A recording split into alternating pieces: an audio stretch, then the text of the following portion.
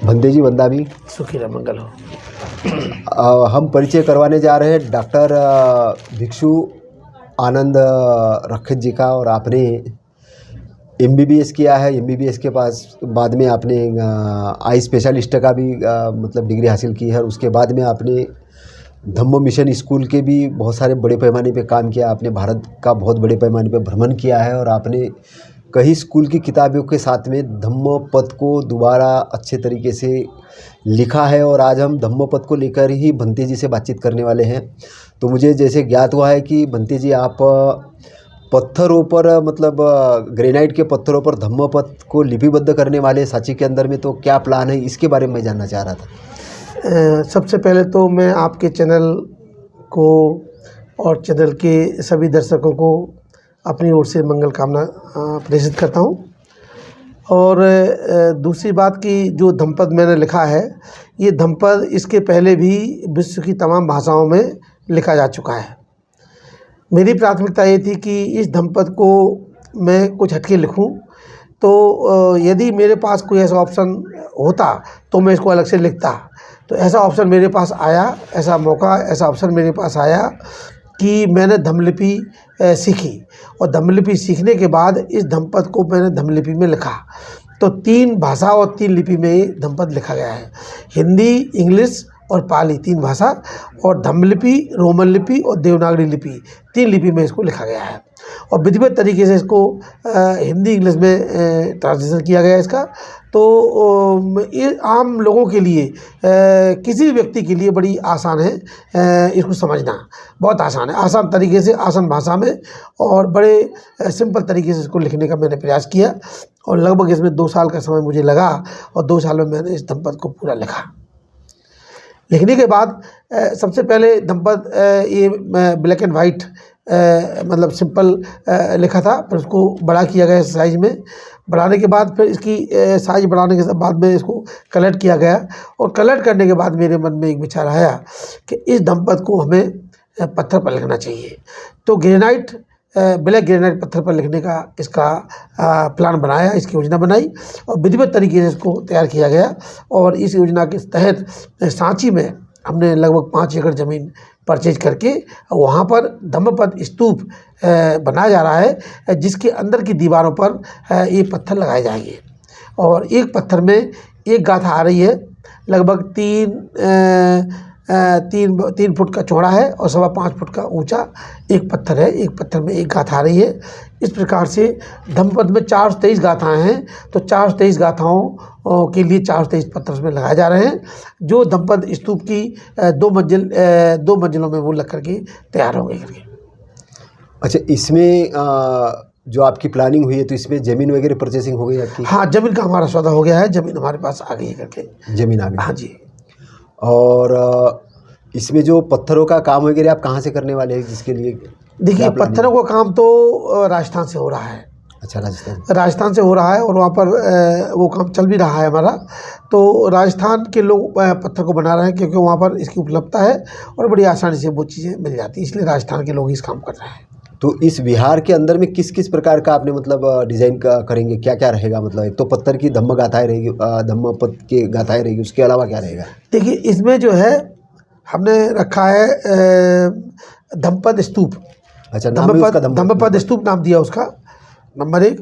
और नंबर 2, इसके अंदर हमने फिर जो है जब धम्मपद स्तूप वहाँ बनेगा तो वहाँ पर भिक्षुओं के रहने की जगह बनना चाहिए। तो इसलिए एक मोनेस्ट्री का भी इंतजाम किया जा रहा है वहाँ पर। इसके अलावा वहाँ पर हमारे यहाँ आने जाने वाले उपासकों के लिए व्यवस्था होना चाहिए। एक जो है वहाँ पर हमने विपश्यना केंद्र, ध्यान साधना केंद्र बनाने का लक्ष्य बनाया है। इस प्रकार से हमने 3-4 लक्ष्यों को साथ करके हमने ये काम शुरू किया। और इसी के साथ साथ में हमारा ये लक्ष्य है कि लोगों को वहाँ पर धम्म सीखने को मिले, लोग जो है प्रैक्टिकल रूप में प्रयोग करें उसका, और उसका अपने जीवन में उसका उपयोग कर सकें। ऐसी व्यवस्था हमने वहाँ पर बनाई है। तो वहाँ पर क्या आपने पाली और बुद्धिज्म के स्टडी के लिए भी कुछ लाइब्रेरी वगैरह की स्थापना? हाँ वो भी उसमें शामिल है। लाइब्रेरी भी है और पुस्तकालय है वहाँ पर, और उसकी व्यवस्था तो है ही, वो तो स्वाभाविक है वहाँ रहेगा। लेकिन जो हमारे उसको बनाने वाले जो लोग हैं, उपासक हैं हमारे, वो सब उसके दंपत स्तूप को का निर्माण कार्य करेंगे और वो ही इसके संस्थापक होंगे। अच्छा। वो संस्थापक सदस्य कहलाएंगे। जो लोग इस पत्थर को दान करेंगे, ये पत्थर जो है वो दान में दिए जा रहे हैं। जो व्यक्ति इस पत्थर को दान में देंगे वो जो लोग इसको दान में देंगे वो इसके जो है संस्थापक सदस्य कहलाएंगे। तो इसीलिए ये दंपत स्तूप पूरा जो है वो उपासकों के द्वारा बनाया जा रहा है। तो इसमें एक पत्थर की लागत कितनी आ रही है? जैसे कोई दान देना चाहे उपासक, तो जैसे कोई उपासक दान देता है तो इसमें एक पत्थर की लागत अभी आज की तारीख में 1 लाख रुपए आ रही लागत। एक पत्थर की पत्थर की 1 लाख रुपए लागत आ रही है, जिसमें उसकी 3 पीढ़ियों का नाम उसमें लिखा जाएगा, उसके माता पिता का, उनका पति पत्नी का और उनके बच्चों का। वो पत्थर पे लिखा जाएगा कि अलग से उसकी सूची बनेगी? नहीं, उस सूची अलग से बनेगी। उसी गाथा में जो गाथा है लिखी जा रही है, उसी गाथा में नीचे जो है पत्थर के नीचे उनका नाम लिखा जाएगा। वो जगह हमने छोड़ के रखी है जहाँ पर जो है मतलब उनके नाम लिखे जाएंगे। और यदि कोई अपने माता पिता की यादगार में, माता की यादगार में, पिता की यादगार में, किसी और की यादगार में यदि कोई पत्थर बनवाना चाहता है तो वो भी नाम उसमें सबसे ऊपर, उसका नाम सबसे ऊपर रहेगा, उसके नीचे उनके परिवार के लोगों का नाम रहेगा। इस प्रकार से मतलब ये अपॉर्चुनिटी करीबन कितनी धम्मपद के अंदर कितनी गाथा है? 423 गाथा है। 423। तो 423 लोगों के लिए अपॉर्चुनिटी है कि 423 लोगों के लिए तो अपॉर्चुनिटी है ही। लेकिन अभी हमने 50 पत्थर जो है वो फिलहाल में वर्तमान में अभी हमने थोड़ा छोड़ के रखे हैं। वो पत्थर हम किसी को नहीं देंगे, क्योंकि वो 50 पत्थर अभी हमारे देश के जो अन्य प्रदेश है, जैसे मेघालय है, त्रिपुरा है, उड़ीसा है, अरुणाचल प्रदेश है, और आपका ये क्या बोलते हैं पश्चिम बंगाल है, उधर आपका जो है आंध्र प्रदेश है, तमिलनाडु है, तेलुगु है, केरल है, ये जो प्रदेश है, पंजाब है, हरियाणा है, ये आसपास के जो प्रदेश है उन प्रदेशों में भी हमको जाना है। वहाँ के लोगों के लिए वो जो 50 पत्थर छोड़ के रखे हमने। बाकी मध्य भारत के लिए बाकी पत्थर दिए जा रहे हैं जो लोग दान में लेना चाहते हैं। अच्छा, इसमें जो इमारत जो स्तूप बनेगा, जी, उसका बजट कितना आ रहा है कि वो कितने एरिया में बनेगा? ये पूरा पत्थर का बन रहा है। पूरा पत्थर का बनेगा। इसमें सीमेंट, गिट्टी और लोहे का कोई काम नहीं है। अच्छा, पूरा पत्थर का बनेगा। ये इंटरलॉक पत्थर लगा जाएंगे, इंटरलॉक करके पत्थर लगेंगे जो पुराने समय में जो लगता हाँ, जो पुराने समय में बनता वैसा बनेगा। तो पूरा पत्थर का ही बनेगा ये, इसमें कोई और सीमेंट का काम नहीं है। तो इस प्रकार से इसकी लागत करीब अभी हमारे जो अभी हमने कैलकुलेट जो की है उसमें लगभग 12 करोड़ रुपए इसकी लागत आ रही है। उसके बाद आगे बढ़ेगी तो उसको देखेंगे। तो 12 करोड़ का इंतजाम करने के लिए मतलब क्या सरकार से भी आप सहयोग ले रहे हैं कि केवल उपासकों से सहयोग? नहीं, सरकार से तो हम फिलहाल में कोई सहयोग नहीं ले रहे हैं, केवल उपासकों के दान से वो बनेगा। उपासकों का नाम भी उसमें लिखा जाएगा, क्योंकि वो शताब्दियों के लिए हो रहा है, सदियों के लिए हो रहा है, कुछ दिनों के लिए नहीं हो रहा है, वो तो हज़ारों वर्षों के लिए हो रहा है। इसलिए उसमें उपासकों के नाम ही, दानदाता के नाम रहेंगे उसमें। और कोई हमें दान देगा तो दान लेंगे हम, लेकिन सरकार से हमारी अप्रोच तो फिलहाल में अभी नहीं है। तो काफ़ी अच्छा प्रोजेक्ट है। और ये सांची से कितना दूर रहेगा, मतलब लगभग अंदाज़? बस सांची का स्तूप आपके पहाड़ी पर पड़ेगा। पहाड़ी के ठीक सामने रेलवे लाइन क्रॉस करने के बाद उधर हमारा स्तूप है। उस साइड लगभग 4 किलोमीटर के आसपास, ज़्यादा दूर नहीं सांची के स्तूप से। तो मेरा कहने का मतलब कि आपने विदेश के जापान, थाईलैंड या चाइना या इधर कोरिया, ब्रह्मा या अन्य देशों के जो उपासक है, बौद्ध उपासक है, उनसे भी आपने संपर्क किया? नहीं, अभी कोई संपर्क हमारा हुआ नहीं है, लेकिन हम संपर्क करेंगे उनसे, उन तक बात पहुंचाएंगे अपनी। और वो दान देना चाहेंगे तो उनका दान स्वीकार करेंगे। दान तो किसी का भी स्वीकार करेंगे हम। नहीं, दान तो कोई भी देगा उसका स्वीकार करेंगे हम।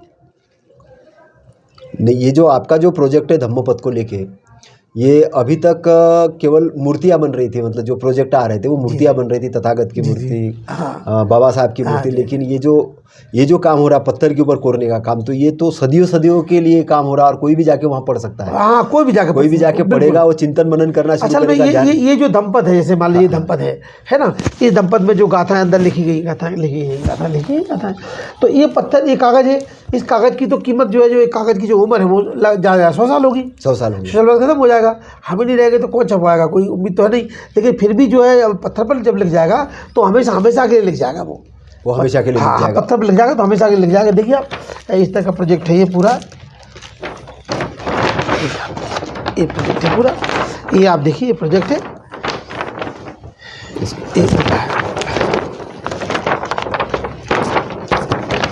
की वजह से इसमें बंते जी का ये 2 लाइन है, 1 लाइन 2 लाइन, इसमें इधर पत्थर इधर पत्थर, दोनों साइड में पत्थर लगा हुआ है। अच्छा, ऐसी 2 मंजिल में ग्राउंड फ्लोर और फर्स्ट फ्लोर में दोनों फ्लोर में पत्थर लगेंगे। 423 पत्थर में 212 और 211 पत्थर लगना है इसमें।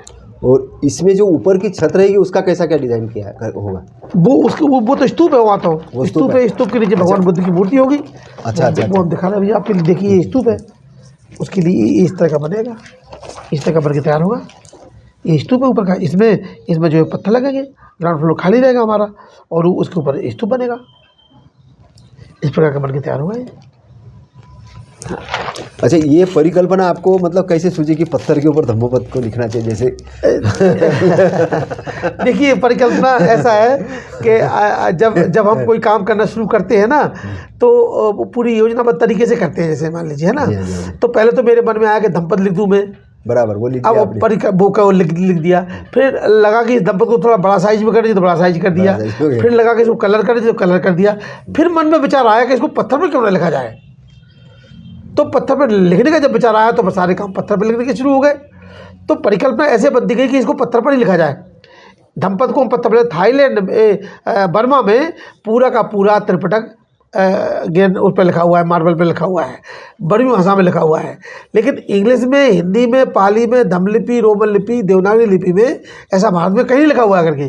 तो इस प्रकार का मिक्सचर जो है, इस प्रकार का जो हमने दिया है कि सम्राट अशोक की भी याद आती रहे इसमें, कि सम्राट अशोक के टाइम पर जो धम्मलिपि थी, जिसको कहा गया है ब्रह्मलिपि कहा गया है, तो वो लिपि फिर से लोगों को याद आए। वो तो बाद में ब्रह्मलिपि नाम पड़ा है, असली नाम तो उसका धम्मलिपि है। तो धम्मलिपि लोगों को कैसे याद आए, ये उसकी याद आती रहेगी। बार बार जब दिमाग में जाएगा तो लोग उसको सीखना भी शुरू कर देंगे। तो हमने इस धम्मपद में वो सब व्यवस्था बना के रखी है कि धम्मलिपि सीखना कैसे, वो व्यवस्था बना के रखी है। इस धम्मपद में वो इंतजाम है कि आप देखेंगे कि इसमें कैसे आपको धम्मलिपि सीखना है, वो भी इसमें इंतजाम किया गया करके। देखिए आप, ये धम्मलिपि सीखने का इंतजाम है। धम्मलिपि कैसे सीखना है आपके लिए, तो धम्मलिपि सीखने का ये हमने इसमें इंतजाम किया है। देखिए आप, ये धम्मलिपि सीखने का इंतजाम पूरा। धम्मलिपि कैसे सीखेंगे आप, वो इसमें है। यहाँ धम्मपद समाप्त हो जाता है, इसके बाद धम्मलिपि सीखने का इंतजाम है पूरा। कैसे सीखेंगे वो भी इंतजाम करके रखा हमने। कोई ये नहीं कहेगा कि आप आधी अधूरी है। पाली भी सीख सकते हैं इससे, धम्मलिपि सीख सकते हैं इससे, रोमन लिपि सीख सकते हैं आप इससे, तीनों लिपियाँ ऐसे सीख सकते हैं आप। पाली के लिए भी आपने लिखा है? पाली के लिए भी इसमें लिखा हुआ है, रोमन लिपि भी है, धम्मलिपि भी, तीनों। पाली कैसे सीखना है ये भी लिखा है? वो भी इसमें लिखा है, सब लिखा हुआ है इसमें। अच्छा अच्छा, मतलब एक अपने आप में परिपूर्ण ग्रंथ, परिपूर्ण ग्रंथ है एकदम। आपको कहीं जाने की जरूरत नहीं है, इसी में आप सीख लेंगे। इस प्रकार से इस ग्रंथ को हमने बनाया है। तो कोई अगर इस धम्मपद को ऑर्डर करना चाहे, जिसको लगे कि मुझे धम्मपद चाहिए, तो वो कहाँ से मंगा सकता है? नहीं, जब धम्मपद उनको चाहिए होगा, एक धम्मपद चाहिए उनके लिए, तो उपलब्ध करवा देंगे। जो भी धम्मपद जहाँ जिन दानदाताओं ने इसको छपाने के लिए हमको दान दिया है, उन तक पहुँच गया है। और अभी पहुँच रहा है, जहाँ हम नहीं पहुँच पाए, अब पहुँच रहे हैं, जैसे उन तक पहुँच रहा है धम्मपद। और बाकी जो लोग लेना चाहते हैं उनके लिए उपलब्ध हो जाएगा। अशोकनगर मध्य प्रदेश है, वहाँ पर हमारा बड़ा सेंटर है, वहाँ से वो उपलब्ध हो जाएगा। सारा स्टॉक वहीं पर है मध्य प्रदेश में, अशोकनगर में। तो जो अशोकनगर आते हैं लोग, उनको तो अब दे देते हैं, उपलब्ध हो जाता है। जो लोग अशोकनगर को विजिट करते हैं, परिवर्तन मिशन स्कूल को विजिट करते हैं, उन परिवर्तन मिशन स्कूल को विजिट करने वालों को वो मिल जाता है। तो आपकी जो पहली परिकल्पना परिवर्तन मिशन स्कूल के थे, तो अभी आपके परिवर्तन मिशन स्कूल के बाद में धम्म के स्कूल शुरू हो गए। तो धम्म को लेके आपने जो एक बड़ा इनिशिएटिव लिया, तो भारत के अंदर में या मध्य प्रदेश या आसपास के एरिया के अंदर में धम्म को लेके आप क्या दिखते हैं कि आज की यहाँ की जनता किस तरीके से धम्म की फॉलोअर बनेगी और किस तरीके से धम्म आगे बढ़ेगा, इस पर आप क्या प्लानिंग कर रहे हैं? धम्म की अब शुरुआत हुई है। काफ़ी लंबे समय से पेंडिंग पड़ा रहा, लेकिन अब ये शुरुआत हुई है। बाबा साहब अम्बेडकर के आने के बाद इसमें एक रुचि बढ़ी लोगों की, और अब ये जो है धीरे धीरे आगे बढ़ रहा है। और मैं समझता हूँ कि अब समय आएगा बहुत जल्दी लोगों को धम्म को स्वीकार करने का और धम्म के रास्ते पर चलने का समय आएगा। और अभी भी चल ही रहा है, समय लगता है सब चीज़ों में, लेकिन यह कि गति बन गई है अब इसकी। और भिक्षु संघ भी इस विषय पर काम करने लगा है। भिक्षु संघ ने भी इस विषय पर अपना विचार बनाया है, मन बनाया है, वो भी लगे हुए हैं। तो प्रचार प्रसार के लिए आप मतलब कहाँ तक चले जाते हैं? जैसे देखिए, प्रचार प्रसार के लिए तो मैं बैठता तो हूँ नहीं कभी भी। मेरी योजना ये रहती है कि मैं हमेशा चलता रहूँ, ये रहती है। तो चलता रहूँगा तो प्रचार करता रहूँगा। जहाँ जाऊँगा धर्म की बात करूँगा, वहाँ मुझे उसका प्रचार करना है। तो ये तो काम ही हमारा है। अच्छा, मेरे मन में एक सवाल आ रहा है कि डॉक्टर जीवत को तथागत ने भिक्षु नहीं बनाया, आप भी डॉक्टर थे। हाँ। तो आपने अचानक चीवर धारण कैसे कर लिया, मतलब वो नहीं, वो भगवान बुद्ध के उसमें ये था कि वो दो में से एक काम करना पड़ेगा। हाँ। या तो उनको मेडिकल लाइन छोड़ना पड़ेगा। हाँ। इसलिए जीवक को जो है वो भगवान बुद्ध ने चीवर नहीं दिया था, क्योंकि जीवक उस समय जो है वैद्य था और जीवक वैद्यगिरी का काम करते थे। तो भगवान बुद्ध के सामने जब सवाल आया तो ये कहा भगवान बुद्ध के, नहीं आपको ये काम करना है, तो जब ये काम करना तो आप फिर भिक्षु नहीं बन सकते, तो इसलिए उनको भिक्षु नहीं बनाया भगवान बुद्ध ने। लेकिन मैंने तो छोड़ दिया ना वैसे प्रोफेसर को, उस प्रोफेसर को पूरा छोड़ दिया मैंने, छोड़ने के बाद में भिक्षु बन गया। अच्छा। तो मैं तो बुद्ध के रास्ते पर चल रहा हूँ ना, जैसा बुद्ध का आदेश वैसा मैं कर रहा हूँ। वहाँ पर तथागत मतलब ये भी चाहते थे कि एक डॉक्टर है, उसकी ज़रूरत है, मतलब लोग, क्योंकि भिक्षु भी बीमार पड़ते हैं, दूसरे भी है, तो हाँ। उनके इलाज के लिए। तो तथागत ये कहते कि आप भिक्षु नहीं भी बनोगे तो भी आप अगर सतमार्ग अष्टांग मार्ग के रास्ते पे आओगे तो आप भी उस पद तक पहुंच सकते जिस पद पे भिक्षु पहुंच सकते हैं। हाँ। तो आप ये सेवा करते हुए आगे आओ। हाँ हाँ। नहीं देखिए, क्योंकि उस समय वैद्यों की भी कमी थी बहुत। हाँ, उस समय डॉक्टरों की वैद्यों की कमी थी, तो इसलिए वो सेवा की आवश्यकता ज़्यादा थी। तो इसलिए अगर भगवान को उनको भी कर देते, अपने संघ में शामिल कर ले, तो एक और कमी हो जाती वहाँ पर। आज डॉक्टरों कोई कमी नहीं है, गली गली कुछ कुछ में डॉक्टर घूम रहे हैं, कोई कमी नहीं डॉक्टरों की है ना। मुझे मालूम है कि कमी नहीं, इसलिए मैं छोड़ देता हूँ, छोड़ देगा तो कोई फर्क नहीं पड़ेगा, इसलिए मैंने छोड़ दिया उसको। क्योंकि धम्म के प्रचार प्रसार वाले लोगों की कमी है, इसकी कमी है, विद्वान भिक्षुओं की कमी है, इसी कमी थी। तो मुझे लगा कि इधर मुझे आना चाहिए, तो इधर आप आए, तो मतलब ये एक बड़ा काम हो रहा है, ये मैं समझता हूँ। अच्छा, मैं आपसे एक और सवाल पूछना चाह रहा हूँ कि पूरी इतिहास अगर हम देखते हैं तो बाबा साहब के पास में लाइब्रेरी थी, हमारे पास नालंदा तक्षशिला ये ग्रंथालय थे, वहाँ विश्वविद्यालय थे। और आज के हम विहार देखते तो विहारों में केवल मूर्तियाँ हैं, ध्यान साधना होती है, पूजा पाठ होता है, लाइब्रेरियाँ नहीं होती है, या उस प्रकार का प्रशिक्षण स्थल नहीं, या पाली की प्रशिक्षण केंद्र नहीं, या बच्चों को पढ़ाने के लिए ऐसा कुछ है नहीं। इस पर आप क्या कहना चाहेंगे? मतलब जो हमारे प्रशिक्षण स्थल, विहार प्रशिक्षण स्थल बनने के बजाय ये पूजा के स्थल बन गए, इन्होंने ब्राह्मणों की डुप्लीकेट करी है, न कि बुद्धिज्म की, ऐसा मुझे लगता है। आप इस पर क्या कहना चाहेंगे? नहीं, ऐसा है कि अगर आप बिहारों को अच्छे से घूमेंगे, अच्छे बिहारों को देखेंगे, जैसे बिहार बड़ा है, कोई बड़ा बिहार में आप जाइए तो वहाँ लाइब्रेरी आपको जरूर मिलेगी। अच्छा, बड़े बिहार हो क्या? बिल्कुल मिलेगी, 100%। वो लाइब्रेरी के बिना कोई बिहार खाली नहीं है, लाइब्रेरी वहाँ मिलेगी ही, चाहे वो जिस भाषा की मिले। अभी जिस मोनेस्ट्री में से मैं भिक्षु बना हूँ, यानी जिस मोनेस्ट्री में मैंने चीवल लिया है, उस मोनेस्ट्री बहुत बड़ी लाइब्रेरी है, बंगाली अच्छा, बंगाली भाषा की लाइब्रेरी है। तो वो मैं पश्चिम बंगाल से बना हूँ, कलकत्ता से बना हूँ, तो वहाँ पर बंगाली भाषा की इतनी बड़ी लाइब्रेरी है कि आप हज़ारों किताबें निकलेगी, एक नहीं हज़ारों किताबें निकलेगी वहाँ। तो मैं तो देखता हूँ जो बड़ी बड़ी लाइब्रेरी सब जगह किताब मिलेंगी आपको, लेकिन छोटे छोटे बिहारों में अभी वो इंतजाम नहीं हो पा रहा है। बड़े बड़े बिहारों में, जो बड़े बड़े बिहार हैं, जो संघ बिहार हैं, जहाँ पर भिक्षु संघ रहता है, वहाँ पर मिलेगा। पश्चिम बंगाल में आप जाएंगे तो भिक्षु पढ़ते हैं, यूनिवर्सिटी पढ़ते हैं, PhD कर रहे हैं, भिक्षु MA कर रहे हैं पाली से, और वो बढ़िया स्पेशलिस्ट बने हुए वो पाली भाषा के, और बहुत विद्वान भिक्षु मिलेंगे वहाँ पश्चिम बंगाल में आपको। तो विद्वान भिक्षु कैसे बनेंगे? लाइब्रेरी से बनेंगे। तो लाइब्रेरी को उपलब्ध है, वहाँ पर है, लेकिन इधर नहीं है। इधर अपने कल्चर नहीं डेवलप हो पा रहा है। इधर मध्य प्रदेश, इधर टाइम लगेगा, टाइम लगेगा थोड़ा सा। अभी यहाँ भी होगा, लेकिन टाइम लगेगा थोड़ा सा। नहीं, यहाँ पर जैसे सांची के अंदर बौद्ध विश्वविद्यालय की बात हो रही थी, और जिस प्रकार से हमने आशा की थी कि यहाँ पर बहुत बड़े पैमाने बुद्धिज्म को प्रचार प्रसार के लिए सरकार की तरफ से होगा, लेकिन ऐसा कुछ दिख नहीं रहा है। देखिए, ऐसा है कि ये तो सरकार की मंशा है, सरकार का काम सरकारी स्तर पर होता है, और सरकार की जैसी मंशा होती है तो सरकार जैसी मंशा की होती है वैसा काम होता है। तो सरकार यहाँ उस मंशा की नहीं है अभी, तो वैसा काम नहीं हो सकता ना। यहाँ अपन कैसे उम्मीद करेंगे वैसा काम हो जाएगा, है ना। इसलिए तो इस प्रोजेक्ट के तरफ, जैसे कि पाली का कोई सेंटर्स ओपन हुए एजुकेशन वाले, इसके तरफ क्या प्लानिंग है? मतलब नहीं, अब हम उसके लिए समय चाहते हैं ना, हमको 2029 तक का समय चाहिए। 2029 के बाद आपको सारा प्रोजेक्ट दिखाई दे जाएगा हमारा कि हम क्या चाहते हैं। जो हमने सीखा है वो चीज़ वहाँ पर उपलब्ध मिलेगी आपको। जो आपके सवाल है वो सब सवालों का समाधान वहाँ मिलेगा। दंपति स्तूप बनेगा, सब समाधान मिलेगा वहाँ पर आपको। अच्छा, ध्यान के मामलों में भी मैं ये देखता हूँ कि बहुत सा ध्यान लोगों को करना ही नहीं आता, या ध्यान प्रशिक्षण स्थल नहीं है, या है भी तो वो अंधविश्वास की तरफ ले जाते हैं कि जो मतलब ऐसा बोलते हैं कि भाई ध्यान हम बुद्ध बनने के लिए कर रहे हैं, कि जब बुद्ध बनने के लिए ध्यान नहीं होता, ध्यान तो ज्ञान अर्जन के लिए होता है। नहीं, ध्यान का ज्ञान से कोई संबंध नहीं है, ध्यान का अनुभूति संबंध है। ध्यान का मतलब है अपने बारे में जानना, अपने बारे में, अपने अंतर्मन के बारे में जानना, अपने बारे में सब कुछ जानना। जो कुछ मैंने नहीं जाना वो मैं ध्यान से अपने बारे में जान जाऊँ, यही तो विपश्यना है। विपश्यना मतलब होता है माने विशेष प्रकार से, पश्यना माने देखना, विशेष प्रकार से देखना, यानी कि सामान्य प्रकार से हम आँख खोल के देखते हैं और विशेष प्रकार से आँख बंद करके देखते हैं। तो आँख बंद करके किसको देखते हैं? किसी का मनन नहीं करते हैं, किसी को याद नहीं करते हैं, अपने मन के बारे में, अपने मन की स्थिति के बारे में, अपने शरीर की स्थिति के बारे में देखते हैं, काया और मन के बारे में देखते हैं, रूप और नाम के बारे में समझते हैं, नाम और रूप का दर्शन करते हैं, नाम और रूप के बारे में अनुभूति से जानते हैं। वो है एक्चुअल विपश्यना।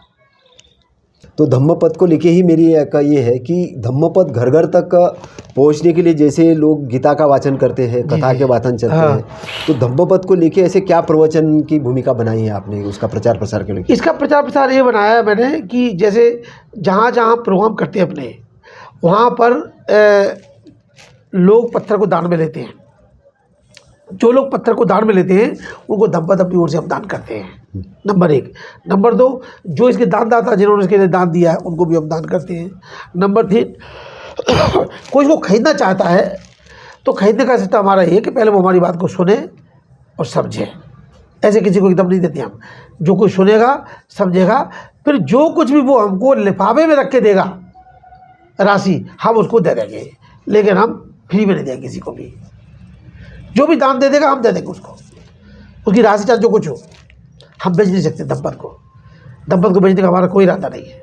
दान जो राशि हमको मिलेगी हम वो दान राशि में उसको दे देंगे। इसके अंदर तो कीमत लिखी है ना, जैसे कि उसमें कीमत लिखी है, कीमत तो लिखना जरूरी है ना। वो तो डेकोरम के अंतर्गत आती ना। वो तो आपको लिखना पड़ेगा कीमत।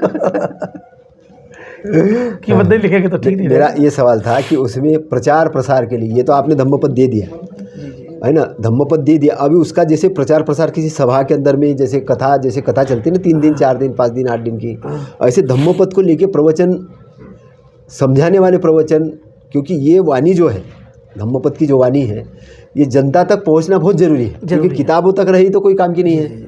किताब घर में ले गए, व्यक्ति ने सजा के रखा है, लाइब्रेरी बना के रखी, लेकिन पढ़ता नहीं, तो उससे क्या मतलब है? भिक्षु से कोई अच्छी गाथा सुनी लेकिन अनुसरण करता नहीं, है ना। तो ये व्यवहार के अंदर आएगी चीज़ें, तो व्यवहार के अंदर लाने के लिए क्या प्लानिंग है, ये मैं पूछना चाह रहा हूँ। नहीं, हम तो उपलब्ध करवाएंगे लोगों के लिए, जो किसी को चाहिए उपलब्ध करवाएंगे उसके लिए, और क्या है। जहाँ जहाँ किसी को चाहिए हम उपलब्ध करवा देंगे उसके लिए, कोई दिक्कत नहीं। वो तो हो ही रही है, क्योंकि सब जगह जा रही है धम्मपद अपने हिसाब से। जिसको चाहिए वो अशोकनगर जाके ले ले, कोई दिक्कत नहीं है।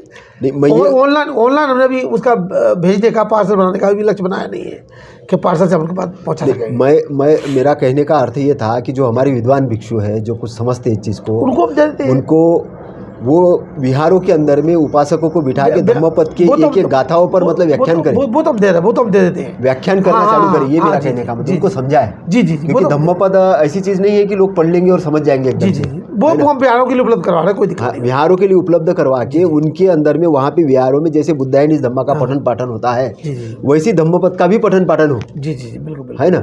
और लोगों को ये समझाया जाए कि घर घर तक पहुँचे धम्मपद, हर फैमिली के, जैसे बुद्धायनीस धम्मा घर घर तक पहुँचता है, वैसे ही हमारा ये धम्मपद है, ये भी लोगों के घर घर तक पहुँचे, ये मेरा निवेदन था। बिल्कुल। तो इसके लिए आप क्या प्लानिंग कर सकते हैं, मतलब ये मैं जानना चाह रहा था। नहीं, आप उसके लिए ये है कि जिनको चाहिए धम्मपद, हम बता दें आपके लिए, जहाँ जहाँ हम जा रहे हैं वो उपलब्ध करवा रहे हैं, और जिनको चाहिए वो हमारे यहाँ से ला ले, कोई दिक्कत थोड़ा ना उसमें कोई दिक्कत नहीं है। जिसको चाहिए होगा, जिसको आवश्यकता वो ले जाएगा। आप जब भी विजिट करेगा सुनो ना, हम आपको भेंट कर देंगे वो एक। ऐसा है हमारा तो प्लान, क्योंकि 2 किलो वजन है, 2 किलो ज़्यादा वजन है उसका। हम लेके चल नहीं सकते ज़्यादा।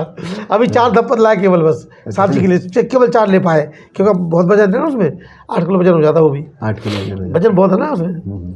तो हम लोग सांची देख लेंगे। बिल्कुल। तो भंते जी, आप बहुत बढ़िया काम कर रहे हैं, और आपका जो प्रोजेक्ट है खासतौर से, मतलब कि जो ऐतिहासिक प्रोजेक्ट आप जो बना रहे हैं, तो मैं सभी उपासकों से ये निवेदन करता हूँ कि जो भी इधर उधर, जैसे घर के अंदर में महल बना रहे तो एक कमरा कम बना लीजिए, डेकोरेशन कम कर लीजिए। उसमें से एक ऐसा काम कर सकते हैं कि आप गाड़ी ले रहे होंगे, उसको डेकोरेशन, या कहीं बच्चों के शादी में हो सकता है कि लाखों रुपया खर्च कर रहे होंगे। भंते जी की इस प्रोजेक्ट के लिए सहयोग करेंगे, इन्हीं निवेदन के साथ में भंते जी ने हमें सहयोग समय दिया आज, और धम्मपद पर काफ़ी अच्छे से बातचीत हुई। आपका साधुवाद भंते जी।